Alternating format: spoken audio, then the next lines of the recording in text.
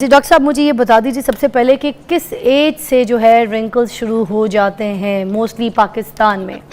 अच्छा जी, रिंकलिंग या एजिंग की बात करें तो ये दोनों साइनोनिमस हैं, यानी कि जैसे जैसे उम्र बढ़ती जाएगी रिंकलिंग आती जाएगी। अच्छा। When a baby is born, अगर आप एक बच्चे की जिल्द को देखें तो वो कितनी प्लम्प, हाइड्रेटेड, और अक्सर लोग बच्चों के गालों को खींचते हैं तो कितने इलास्टिक होते हैं कि फ़ौरन से हाथ में आते हैं, दे रिकॉइल बैक। एग्जैक्टली। तो जैसे जैसे उम्र बढ़ती है वैसे वैसे आपके स्किन के टिश्यूज़ लूज़ होने शुरू हो जाते हैं। अच्छा। लचक ख़त्म हो जाती है। ठीक है। इसके अलावा स्किन में कुछ बेसिक चीज़ें होती हैं जैसे कि कोलेजन, सबने सुना हुआ है इसके बारे में, इलास्टिन, हाइलुरोनिक एसिड, आजकल स्किन केयर में बड़ा एक्टिव इंग्रेडिएंट यूज़ होते हैं तो हमारी जिल्द के अंदर पाए जाते हैं। पहले तो लोगों को इसके बारे में पता ही कुछ नहीं था, तो इतना लोगों को पता है कि हाइलुरोनिक जो है very important for the skin, आपकी ड्राई को भी, टेक्सचर को नॉर्मल करती है, ये सारी चीज़ें। तो अब फिर भी मगर मुझे लगता है कि रिंकल जो है वो एजिंग प्रोसेस वाला जो सिस्टम है वो सबके ऊपर आता है। तो अब ये किस तरह से बचा जा सकता है इससे, और किस एज से जो है हम इसको तैयारी करना शुरू कर दें कि हमने आगे अपनी स्किन को जो है फ्रेश और बेबी रखना है।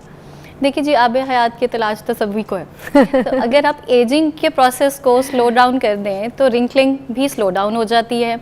एजिंग के प्रोसेस को जैसे स्लो डाउन करें अब ये तो पॉसिबल नहीं है, लेकिन आप बहुत सी ऐसी चीज़ें कर सकते हैं जिनके आप, जैसे कि आपका लाइफस्टाइल अगर हेल्दी होगा, डाइट, एक्सरसाइज, पोल्यूशन, स्मोकिंग, इन चीज़ों से बचें, ये चीज़ें वाकई असर करती। जैसे एजिंग का प्रोसेस स्लो होगा वैसे रिंकलिंग का प्रोसेस भी स्लो होगा। किस एज से, आपने ये भी बताना था कि किस एज से शुरू हो जाती है ये? अच्छा, अब ये है कि जैसे जैसे बॉडी में ग्रोथ का प्रोसेस खत्म हो जाता है वैसे रिंकलिंग स्टार्ट हो जाती है। अच्छा। अब वो ग्रोथ का प्रोसेस अमूमन लोगों में खत्म होना शुरू होता है, यानी कि थोड़ा सा स्लो होना शुरू होता है 20s में जाके। ओके। 20s की अपनी एज में जाके।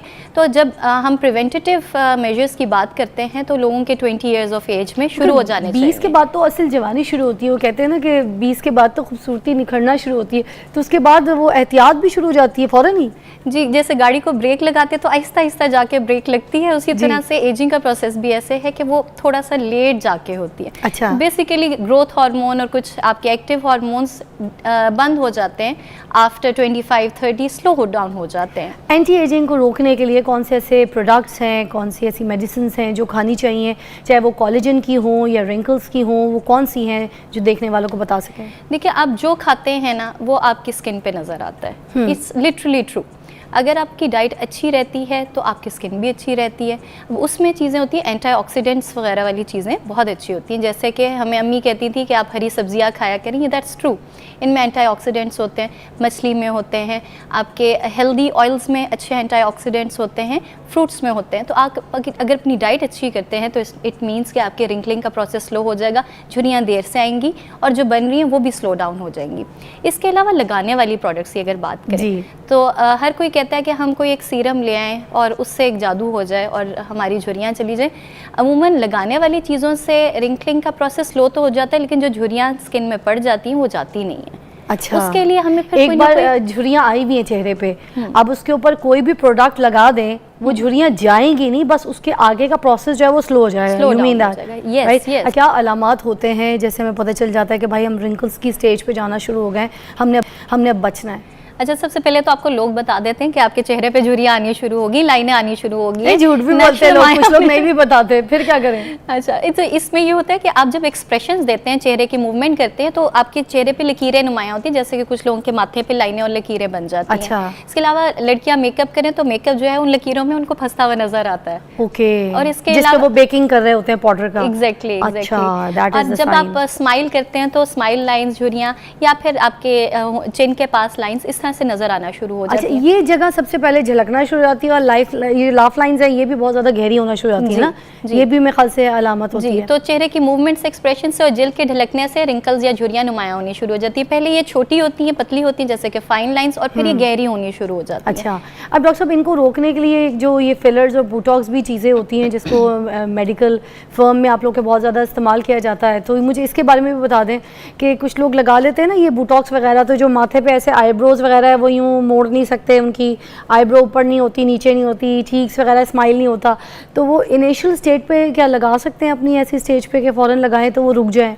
अच्छा, हम हमेशा कहते हैं कि एहतियात इलाज से बेहतर है। अब ज़माने में प्रिवेंटिव बोटॉक्स का कॉन्सेप्ट आ गया है, यानी कि आप झुर्रियाँ पड़ने से थोड़ा सा पहले हल्का सा बोटॉक्स यूज़ करना शुरू कर दें। किस एज में? लेकिन ये 25 एंड अबव के लिए रिकमेंडेड अच्छा। है, अर्लियर एजेस में रिकमेंडेड नहीं है, जब तक कि बहुत ज़्यादा कोई गहरी झुर्रियाँ ना पड़ी हों। ठीक है। तो उससे आप एक कंट्रोल तरीके से बड़े अच्छे से इनको नेचुरली इरेज कर सकते हैं with the help of Botox. With the help of Botox. ठीक है। इसके अलावा फिलर होते हैं, लेकिन फिलर बहुत माइन्यूट अमाउंट में, थोड़ी मिकदार में करने से बड़ा अच्छा रिजल्ट मिलता है। फिलर तो लिप्स के लिए होते हैं ना, ये फिर बाकी फेस के लिए भी काम आते हैं? जहाँ पर भी झुर्रियाँ हो वहाँ पर आप फिलर यूज कर सकते हैं। ये भी मसल रिलैक्स के लिए होता है? बोटॉक्स मसल रिलैक्स के लिए होता है, क्योंकि जहाँ पर भी झुर्रियाँ एक्सप्रेशन से बन रही हैं, लाइंस बन रही हैं, वहाँ पर बोटॉक्स लगाने से मसल्स रिलैक्स होते हैं और झुर्रियाँ थोड़ी सी कम वाज़ेह होती हैं। अच्छा। फिर इसके अलावा आप स्किन केयर की बात करें, क्योंकि हर कोई तो बोटॉक्स फिलर्स वगैरह नहीं कर सकता। ठीक है। तो मेरे पास आते हैं, पूछते हैं हम क्या इस्तेमाल करें। ठीक है। तो एक तो आप सनस्क्रीन का इस्तेमाल करें, जो कि इस शो पे काफ़ी डिस्कशन भी हमारी रहती है कि धूप जो है आपके चेहरे में झुर्रियाँ बनाती है। आप कंजेक्टिवली धूप में बैठे रहें तो एक वक्त आएगा आपके स्किन जल्दी बूढ़ी हो जाएगी। ठीक है। तो सनस्क्रीन लगाएं। इसके अलावा अच्छा, बहुत से लोग सनस्क्रीन लगाते हैं मगर उनको उसका टाइम पीरियड नहीं पता। मैं चाहूँगी प्लीज़ बता दें कि अगर हम सुबह सुबह निकलें घर से और हमने सनस्क्रीन लगा लिया, आप काम पे जा रही हैं, मेरी बहनें कॉलेज जा रही हैं बच्चियाँ, तो उसके लिए वो सनस्क्रीन कितने टाइम तक काम करेगा और दोबारा एप्लीकेशन उसकी रिक्वायर्ड है?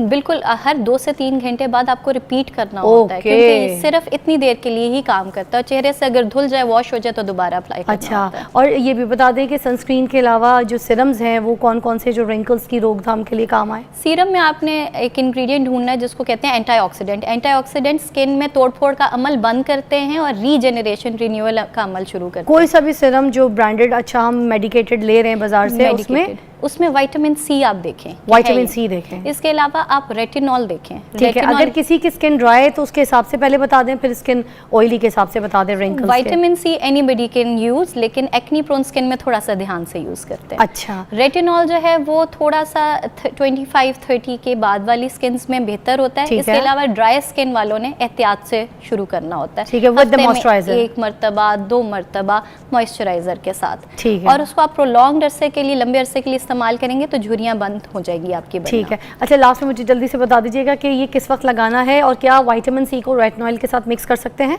विटामिन सी को और रेटिनॉल को मिक्स नहीं कर सकते। विटामिन सी अलग लगेगा और रेटिनॉल अलग लगेगा। विटामिन सी आप दिन में लगाएंगे, रेटिनॉल आप रात में लगाएंगे। Okay, perfect. ये जो हमारे जो कोई प्रोडक्ट्स हैं स्किन के, स्पेशली जो एंटी एजिंग क्रीम्स आ गई हैं बहुत सारी, अगर वो हम नेक पे, फेस पे अच्छी तरीके से रात को लगा के सो जाओ, ये जो मसाज होती है, मसाज से भी कहते हैं कि झुर्रियाँ कम हो जाती हैं, क्या बात सच है या बस ये एवं ट्रेंडिंग में बात डाली हुई है सोशल मीडिया पे फजूल? असल में सीरम कोई भी जादुई नहीं होता, आपको रेगुलर यूज करना पड़ता है और रात को लगा के सोने से वो जज्ब होते हैं स्किन में। So that's true. Massage is also another thing. Massage आप कंजेक्टिवली अच्छे तरीके से करते रहें तो वाकई एजिंग का प्रोसेस स्लो होता है। अच्छा। रिंकलिंग का प्रोसेस वाकई स्लो होता है। तो जो मसाज के लिए ऑयल है, फेशियल ऑयल्स, वो कौन से यूज कर सकते हैं स्पेशली फॉर द रिंकल्स? आप नेचुरल ऑयल्स की तरफ जाएं। जैसे इसमें तो एंटी एजिंग भी होता है ना, कोकोनट, तो डॉक्टर साहब कोकोनट इस्तेमाल कर सकते हैं? कोकोनट ऑयल यूजुअली कोमोडोजेनिक होता है, यानी कि उससे चेहरे पे दाने बनते हैं। ओके। तो हम फिर कौन सा करें डॉक्टर साहब? प्योर ऑयल हम लगाने को रेकमेंड नहीं करते। आप अच्छा मॉइस्चराइजर लेके उससे मसाज कर सकते हैं। Not with the oils, with the moisturiser. कोई भी अच्छा मेडिकेटेड या मसाज मॉइस्चराइजर्स जो आ गए बॉडी मसाज वाले, वो भी चेहरे पे कर सकते हैं? चेहरे को जरा ख्याल से अच्छा, आप रखें, ज्यादा बेहतर है। उसके लिए स्पेशल मॉइस्चराइजर होते